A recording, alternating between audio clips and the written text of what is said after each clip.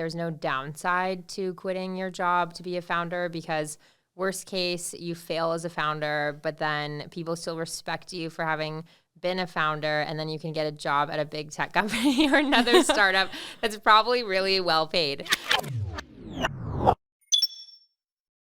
Thanks for coming on the podcast. I'm literally so excited to finally do this with you, because I've spent so much time with all the amazing people who look up to you, just talking about you and how cool you are. And so like, this is my moment with you. So I'm so excited. No, I'm super excited to be here too. And Anja Health, your company, is truly like something that I think is going to change the world. Like, we need stuff for mothers, we need stuff for babies, we need stuff for like the betterment of our health. And I want to hear your story, like how you started this company, and like also tell all of us like what this company is. Yeah, for sure. Yeah, so basically at Anja Health, we help pregnant parents keep stem cells from their umbilical cords and placenta. And I started it because of my younger brother. So he had cerebral palsy growing up, and my mom was looking into different treatments for cerebral palsy, and found this study at Duke University where kids were receiving their own stem cells from their own umbilical cord when they were born, and they were seeing motor and social skill improvements from that. And so, yeah, as a result, I have just always known about cord blood stem cells and the potential for it. And then, yeah, when I was in a co-living space for founders, my brother passed away. And so I was moved to do something that would have been able to help him. And I was really inspired by all the founders that I was living with. And they were just really being the change they want to see in the world.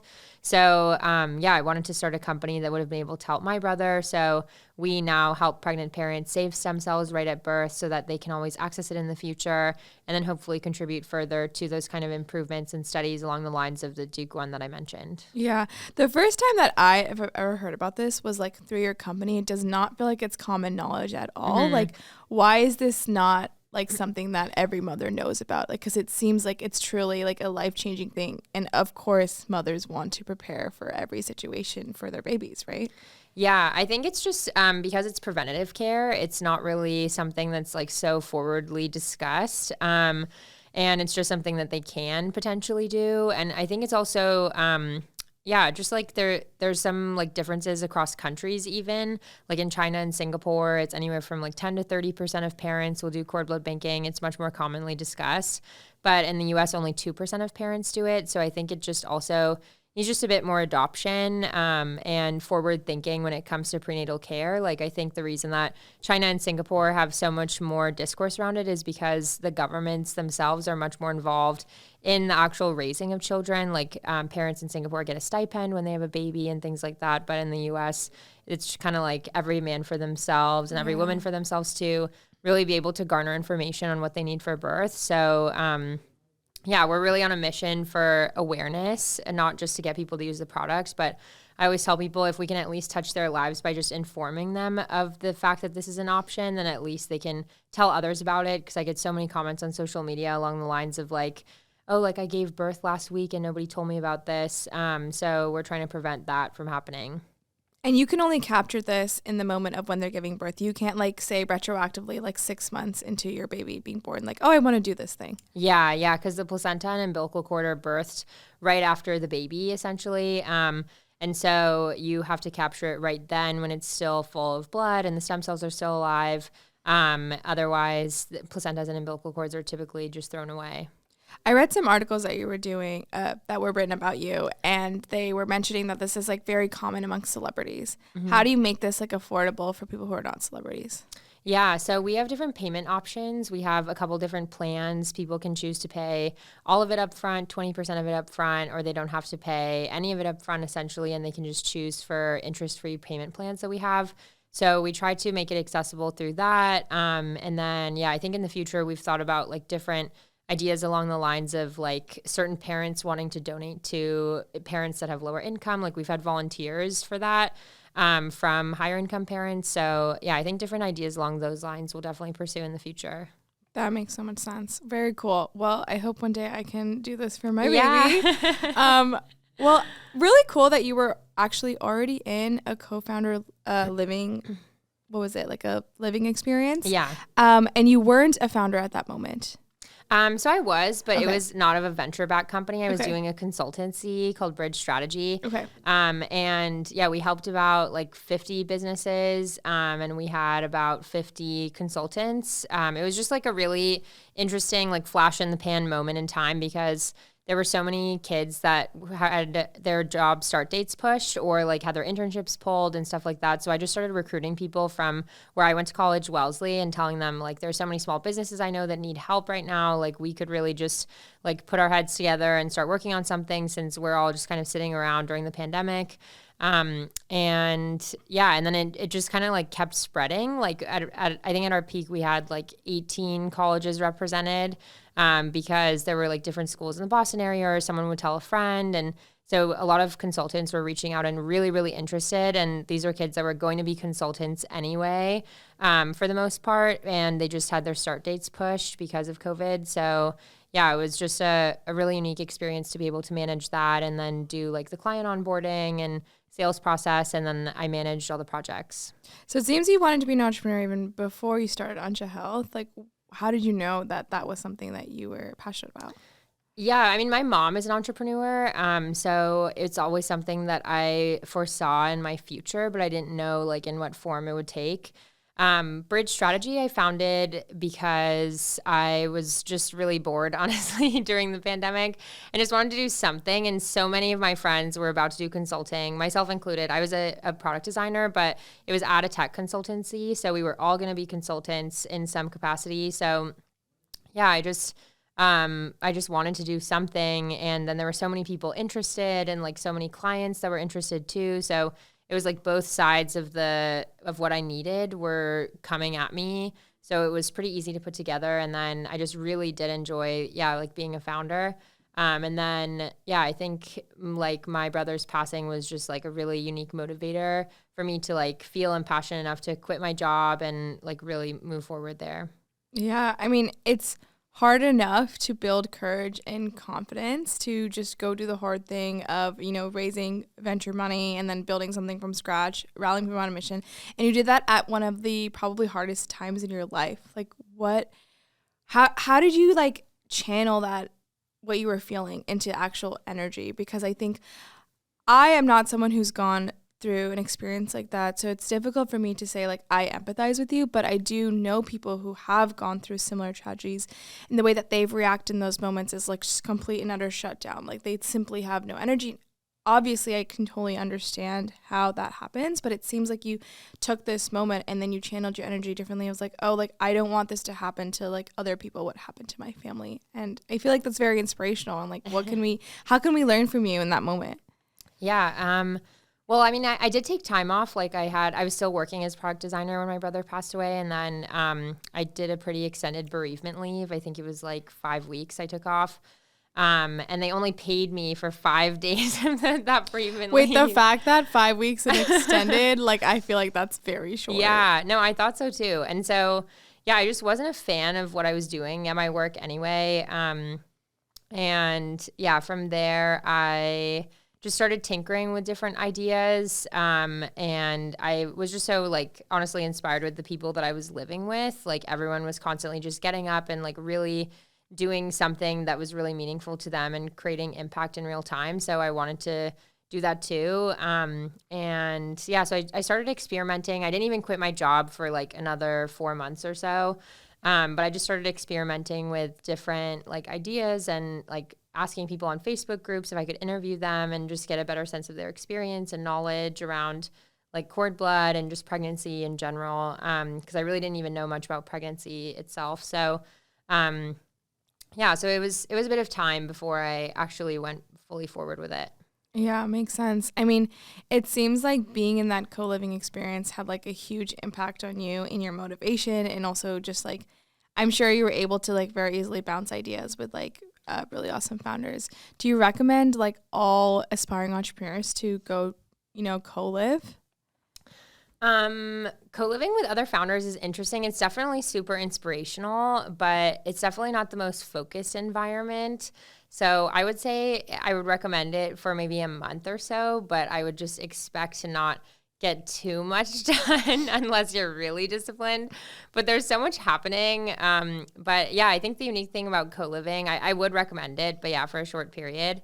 But I think it's so unique because you see things that are so intimate that people wouldn't normally think to tell you, even down to things like what Chrome extensions people use to optimize their day. Like that's not something that a mentor would even tell you in like a regular meeting or like a regular call. They just wouldn't think about it. But like just living with other people, I was able to observe those kind of facets about them. And I thought that was really insightful. Yeah, I mean, was this Launch House when you were, okay, cool. I feel like there's a lot of co-living programs. I mean, Launch House is one of them. How does someone navigate through that if they do think they like do want to be in that environment? And I do think it is important to like be around people you want to be. I can understand where it's like there's a lack of focus, and so maybe when you get that clarity of like I want to do this company and this is what I want, how I want to do it, then that's like a great time to maybe leave the co-living experience of like, okay, now that I have that clarity and I have that confidence, I can go focus like on my own independently. So for someone who's like trying to navigate, like, if they do want to go be a founder, if they do, like, what is that idea they want to work on? How do they go and like choose the right co-living experience for them, right? Yeah, I think it just depends on who the other people are that you're living with and what stage they're at. I think it is helpful if you can hang out with people that are like a little bit further than you, but not so far that they like may not even remember kind of what it's like in those early days. So yeah, I would just try to find co-living spaces with people that are roughly at the same stage. I feel like Twitter is a really good place to find co-living spaces. That's a good point. Yeah. How did you find out about Launch House? From Twitter. Oh, wow. Okay. I was following other product designers at the time, and people were tweeting about it. Yeah. No, that's awesome. Cool. Well, I want to dive more into like what it was like raising for your company. How soon from when you quit your job did you actually go and raise? And like what was that moment like where you're like, okay, now is the right time to actually quit? Yeah. Well, I remember that one of my mentors at the time was kind of like, there's no downside to quitting your job to be a founder because worst case, you fail as a founder, but then people still respect you for having been a founder, and then you can get a job at a big tech company or another startup that's probably really well paid. So there's just nothing to lose except for like maybe a few months. And I'm so happy you said that because I totally agree. And I feel like people do not realize that it's actually a win-win situation to try. And you'll never know unless you try. Right. Yeah. One of my founder friends, he worked in entertainment for a little bit. And he was telling me that it was kind of sad to work in entertainment because if entertainers fail, then they're still not making any money and they don't really like have a ton of other opportunities to turn to. But if you fail in tech, like you can just go into big tech, which is going to be still like a really lucrative job. So, so I think tech is the best industry to be in if you're planning to fail or like could potentially fail.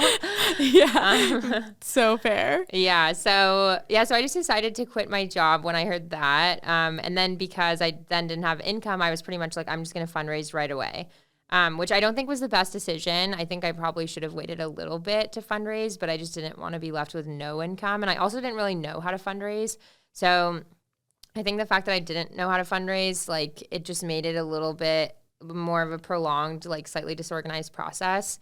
And so I was able to get my first check, I think like a month and a half into me fundraising. But yeah, like typically that's like a pretty long timeline for a fundraise. So yeah, my first fundraise for a pre-seed was like really disjointed, but still effective.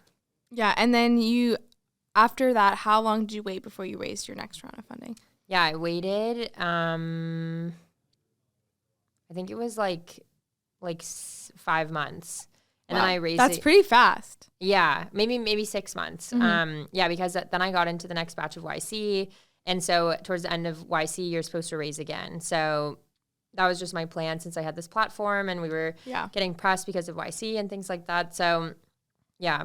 Congrats on YC. That's huge. So, like, how did you apply? Like, how did you know to apply? How did you prepare your application? What did it feel like to get into this? Obviously, you could say, like, the Harvard for entrepreneurship. Yeah, well, because I went to Wellesley, which is like, it's historically women's college. It's still like women and non-binary folks, and like potentially trans men too. And so, yeah, it's also on the East Coast in Boston. I feel like there's just really limited exposure to the tech scene. So I actually didn't know anything about tech. I had heard of Y Combinator once, but I didn't know that it was like I just didn't even know what it was really. I just knew that one of my friends dropped out because he got in, and I was kind of like, okay, I guess it's like some random thing people drop out for. And then when I lived, yeah, then when I lived in this co-living space, then that's when I met other YC founders, and they encouraged me to apply to YC, and they were also the ones that like basically coached me through like how to frame my application. Like they did practice interviews with me, and just thought about how to like think with more clarity around my business and how to pitch it properly. So yeah, I really credit like my friends that I lived with in that co-living space, because I think I don't think I would have gotten into YC without them. Yeah, that's so awesome. So then after YC, you raised your round, and I know you raised from really amazing funds like 776, which is Alexis Ohanian's fund. Like, what was that process like? Did you feel like it was easier with the YC name? Was it harder just because it's like way harder to raise like a seed versus, and that was your seed round, right? Mm-hmm. Yeah. Versus a pre-seed, like.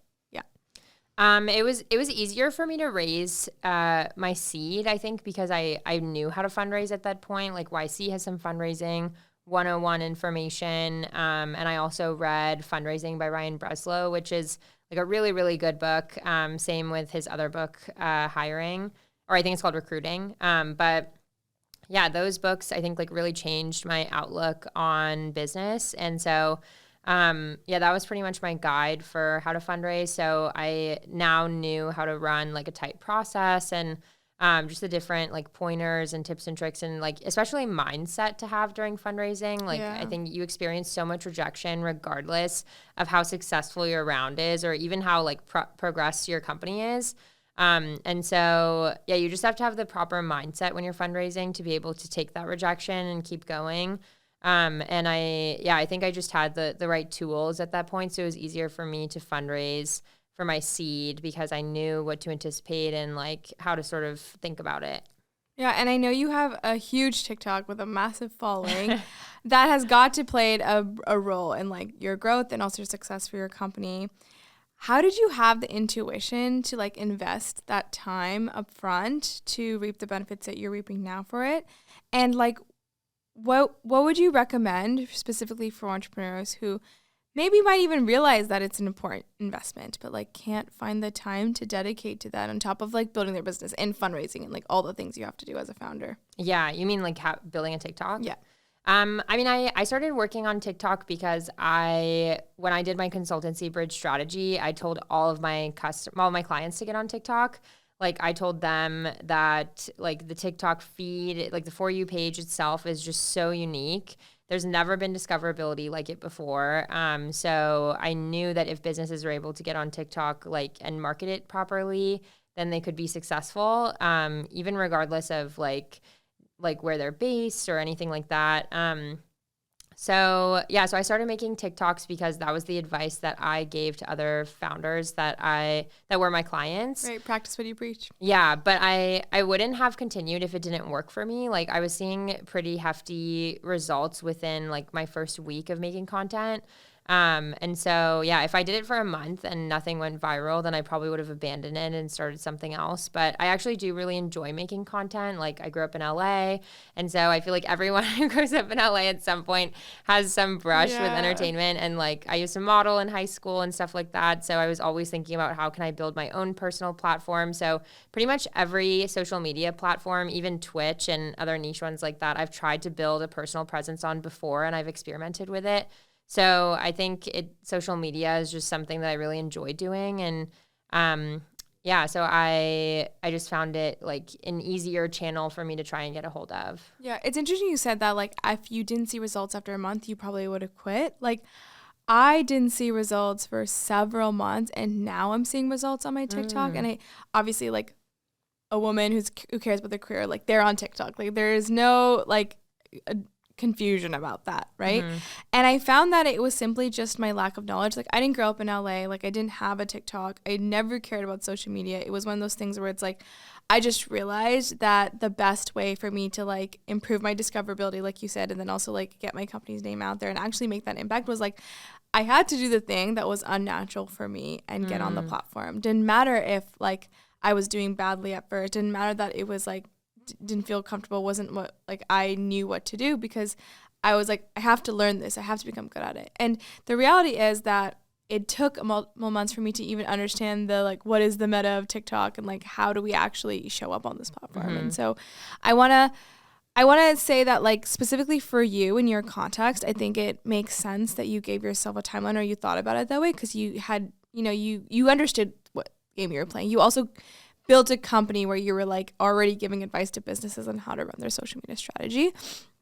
How do like others like me in this situation where they have so little context and so little background, like what timeline do they give themselves? I don't think it's 1 month, right? Because I think that's a little bit too small of a time to get really good at something. Yeah. But what timeline do you give yourself to prove to yourself that like this is actually the right platform to like build your business? Yeah, I think it depends. I do think you're right that 1 month is probably too short. I like feedback I get from my own team is that I have like too high of expectations when it comes to timeliness of projects, because I like to see results right away. And if it's not working, I'll do something else. And I pretty much like think something is not working if it doesn't work in like 2 weeks. So I've been trying to get better at pacing out projects, but I would say I would just make a plan around all the different types of experiments you could run on a go-to-market strategy, whether it's TikTok or something else. And then from there, make time estimates on how long you think each experiment will take, or what you think a potential threshold could be for like a KPI around that experiment. And then like work backwards from there to create like the full-blown timeline of that project. So that's what I've been trying to do now with different like strategies that we're trying on my team, because yeah, I think I definitely do have knee-jerk reactions when it comes to timeliness. But yeah, I'm just so like I have to see results in front of me, otherwise I'm going to do something else. Yeah. What percentage of your customers come from TikTok today? Like more than half. Wow. Yeah. That's insane. So how much time a day do you put into making videos? And would you ever outsource that to someone else, not you? I've tried. I wish I could outsource it. Yeah, but I've just found that I am the best person to make content. Yep. And I'm the every founder everywhere. Yeah. And I'm the fastest person at making content too. Like I spend about an hour of really focused time. If I'm kind of like doing other things in between or whatever, it might take me longer. But if I really focus, I usually just spend an hour a day making content. And yeah, that is very like, it's like almost overstimulating for me to do that, because you're constantly thinking about the different perspectives of potential viewers and how you can like optimize or experiment with your own content. So yeah, I only spend about an hour, but like I typically make like up to 15 videos in that time frame. And I as I've talked with other creators or tried to outsource creation, it typically takes someone like an hour to make 1 or 2 videos, and they just have to really think about it. But I'm just so like a quantity over quality person, and yeah, just like do what you can and get results as quickly as possible. I cannot believe you do 15 videos an hour. That's insane. Like I mean, this is like scripting, doing it, editing it, posting it. Yeah, but I don't tend to script my videos. This is actually probably because I did Model UN in high school and I loved public speaking, that I don't script anything, and I prefer to just go off the cuff. I think that I can make it more like passionate argument if I can do that. So yeah, the scripting is not involved. But yeah, I typically do film around 15 an hour. I'm like, I don't know what to say. Like, I'm literally shocked. That's like so powerful to say you can do that. And it makes sense, like, why you have to be the one who definitely does. Yeah. And you just show this every single day. You put in this hour. Yeah, like on weekends, sometimes I won't. Sometimes I'll try to batch create on a Thursday or Friday so that I have content over the weekend. And yeah, we just started doing a podcast too, similar to this format. And that's helped a lot with reducing the content output that I have to require for myself. So I still make a lot of content on my own, just filming it, but now I've been able to sub out some of the content that I used to do for podcast clips, which has been really helpful because our guests are really cool too. Yeah. What's so phenomenal to me is that you're not a mother, right? Yeah. Yet you're the voice of mothers, which is like, it's truly to it's the deepest level of empathy, right? You're able to resonate with a persona that like you are not. Like, how did you build that empathy? It feels like it comes from like the designer in you to like build empathy for any user, but maybe I'm projecting. Because building that empathy is so, so critical to building a great brand, building a great company. Like, you need to like have the storytelling and the messaging like actually resonate, right? So Yeah. How did you build that empathy? I know that you were saying that, you had to like learn more about pregnancy and stuff in the beginning. Yeah, I definitely had to learn a lot about pregnancy. It was helpful to have really in-depth conversations with providers in pregnancy and also, just people that have had babies recently. And so, the good thing about being in pregnancy is you definitely know someone who's been pregnant or like I asked my mom a lot, things like that. But yeah, I just tried to often equate what a very similar akin experience would be for me. So that was egg freezing. Like when I think about cord blood banking and how pregnant parents think about their user journey there, it's usually really similar to how people think about egg freezing, which is something that I feel like people our age like do tend to think about and that I've been exposed to. So yeah, I just tried to equate it to something really similar that I myself have thought of.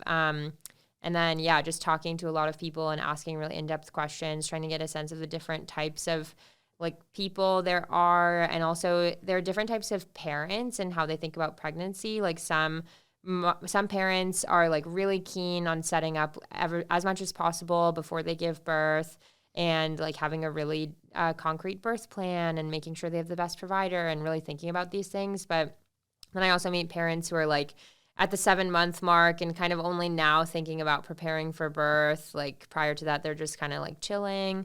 It was also a matter of segmenting like the people that are pregnant and then also how they think about pregnancy. Yeah, makes so much sense. Do you think about pregnancy for yourself? Like, is it one of those things where like, because you're working on it, it's your company, you don't think about it ever for your context of yourself, or you're like always thinking about it, or it's something in between? Probably something in between. Like I definitely think about just the experience of pregnancy. I for sure empathize a lot with people that are pregnant, and like I get a lot of mom content on my social media, and I can like find memes funny and stuff like that because I understand it. But I don't think about kids often for myself. I mean, you're pretty young, so that's fair. But I mean, it's a real thing that I think we forget that as like a young 20-something, kids are not like in our near future. They're more in our long-term future. Not for everyone, but like for whoever wants it.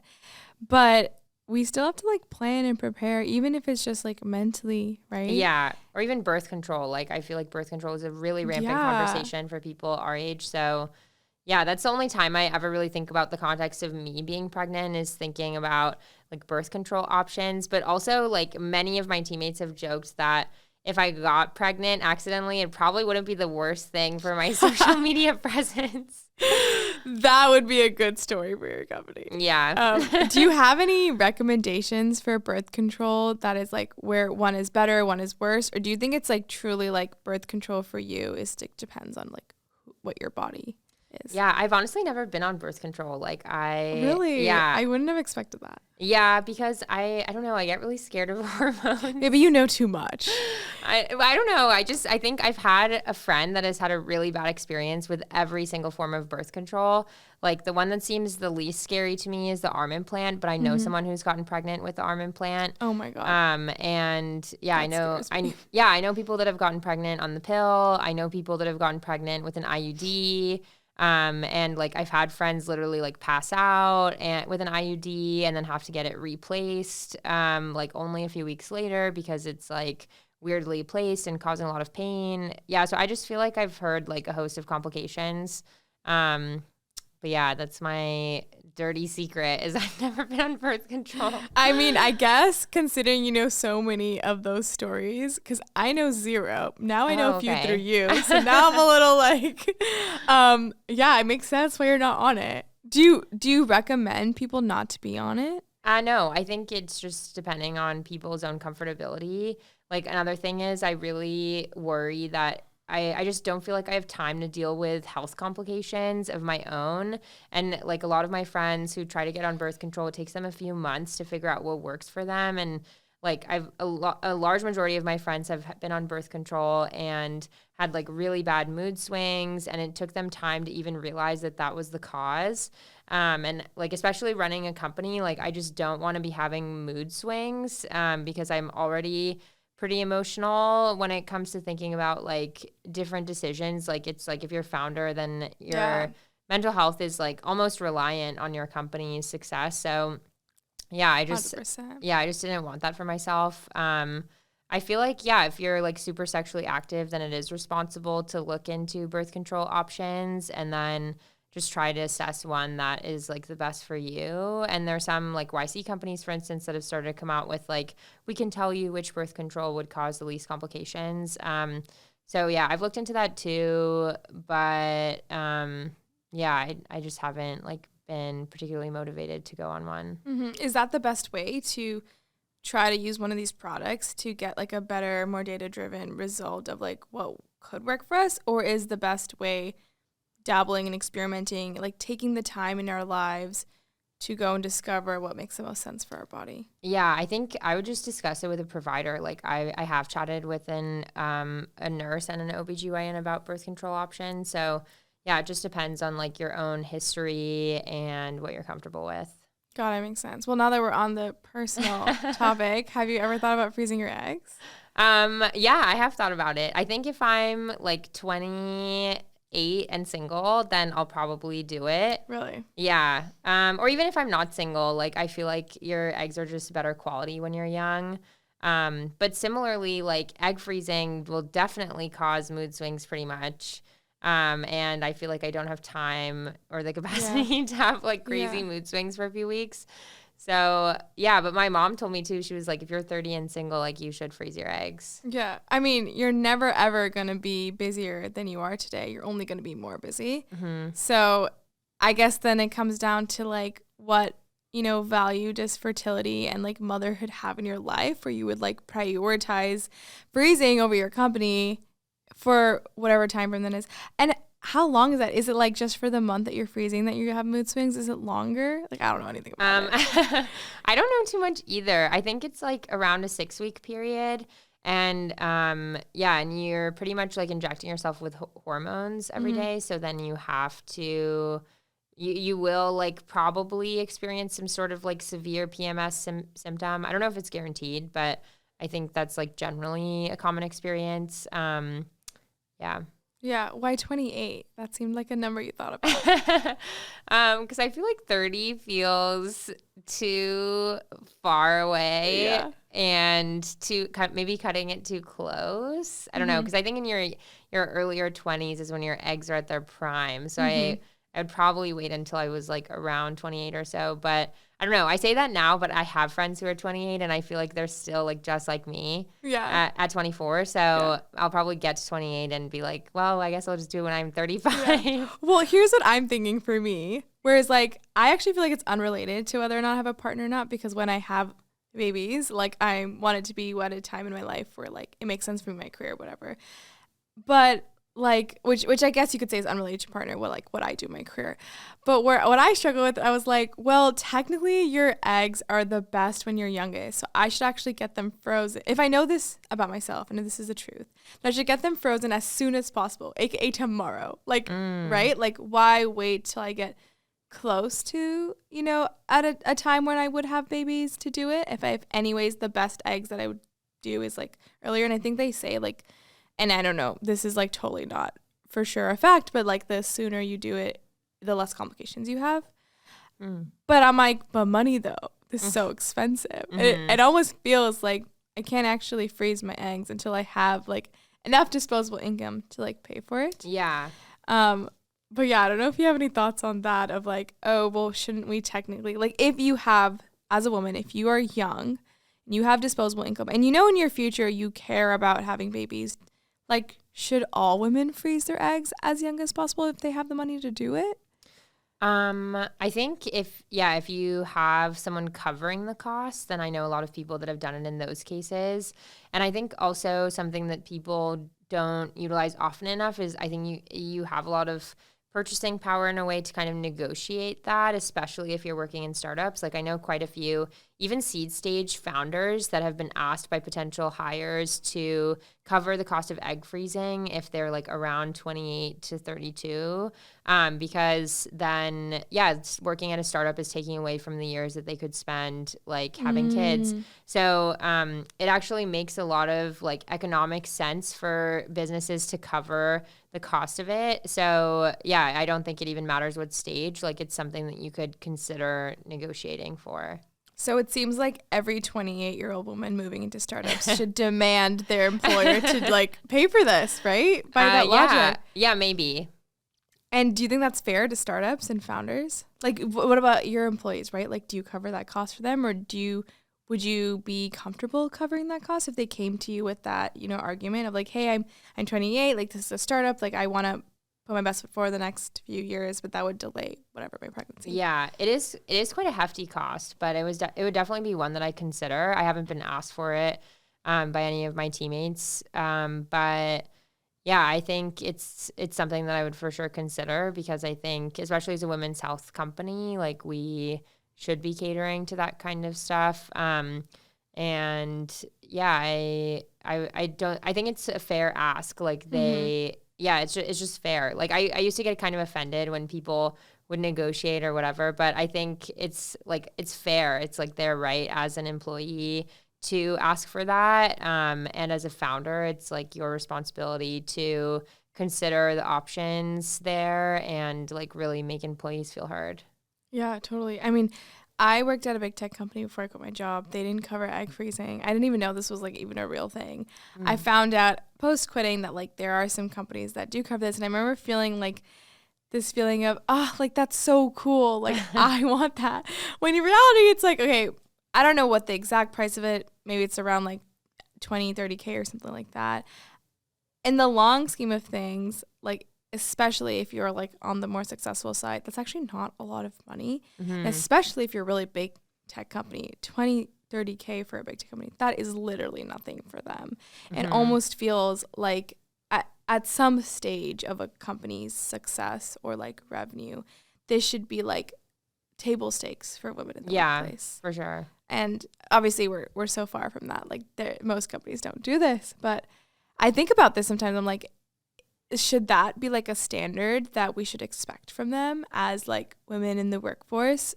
Like let's take out startups out of the picture, right? Like just these really massive big companies that they have so much like extra cash lying around, right? So I wonder if that's even a reasonable expectation for women. Yeah, I think so, especially if you're employing people from 25 to 35, then egg freezing is for sure a benefit that should be considered. Yeah. Makes so much sense. Okay, we also have mothers who will be listening, so I wanna make your brain on that, and you know everything. I know it. What is it like to be a mother and have a job, especially coming from like the more science side of things, which I know that's the perspective you take. Like, how does the stress and the like 9 to 5, I guess you could say, constraints of being at a job affect the child, affect the mother, affect the pregnancy? I don't know. I think the experience varies a lot depending on the person. Since I'm not a mom, I feel like it's hard for me to speak on. But I think it just depends on the position that you're in, like how flexible your work is, how flexible like your partner's work is, if you have other caretakers involved, if you have access to a doula who can help. Yeah. Is this idea of getting your umbilical cord frozen, should that be something that employers should pay for? I think so. Obviously. It's something that I have discussed before with people. I think that could be definitely really interesting, especially if it was part of just like a postpartum package. And yeah, so I think that's for sure something to be considered.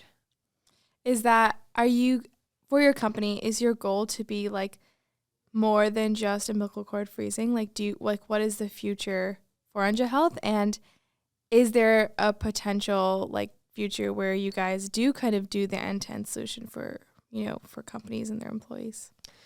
Yeah, I think that would be really awesome if we could be that employer solution. We are right now focused on umbilical cord, blood, cord tissue, and placenta freezing. I think in the future, it would be really awesome to have more resources and products around supporting pregnancy. And yeah, I think making all my TikToks and getting to know a community there that's all pregnant, has really made me empathize with all of the issues and gaps there are, especially in American healthcare related to pregnancy. Like in the US, for instance, many folks don't opt to have a midwife, and a lot of people don't even know what a midwife is. But in the UK, that's like the most common form of prenatal care. And here people instead see an OBGYN.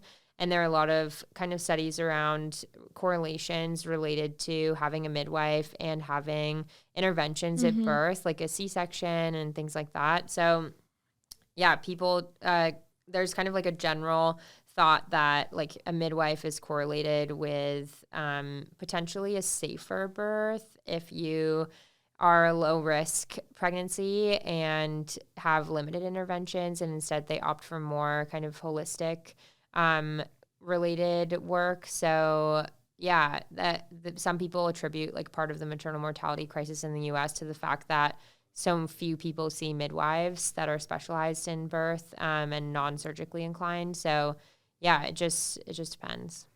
Yeah, when and if you have a baby, will you take time off to be present for that experience for yourself? Or do you think that you kind of have been bulking up this knowledge this time that you're going to be more prepared than ever to balance both?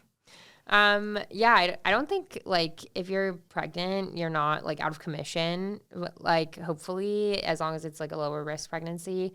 So yeah, I would probably just continue forth until I don't feel comfortable with it anymore. And then after try to take an extended maternity leave, which is not common, unfortunately.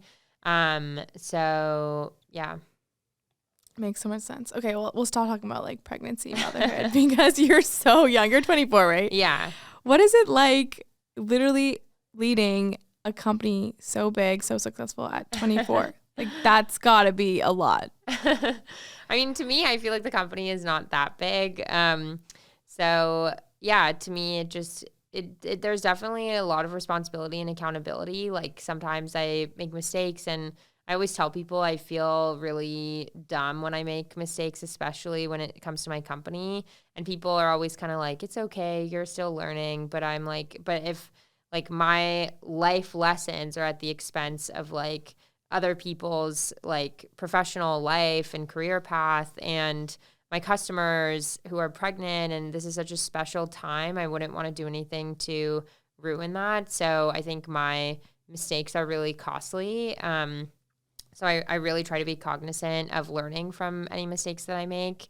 And I think that is definitely quite a bit of pressure when like a lot of friends who are my age kind of are still in like their like dating fun, like, just still discovering themselves phase. And I feel like I have like other priorities that have to be attended to, even if I think it would be fun to have like a discovery phase or whatever. So yeah. Yeah, I mean that sounds like a lot of pressure. It's like not that you're just running a company.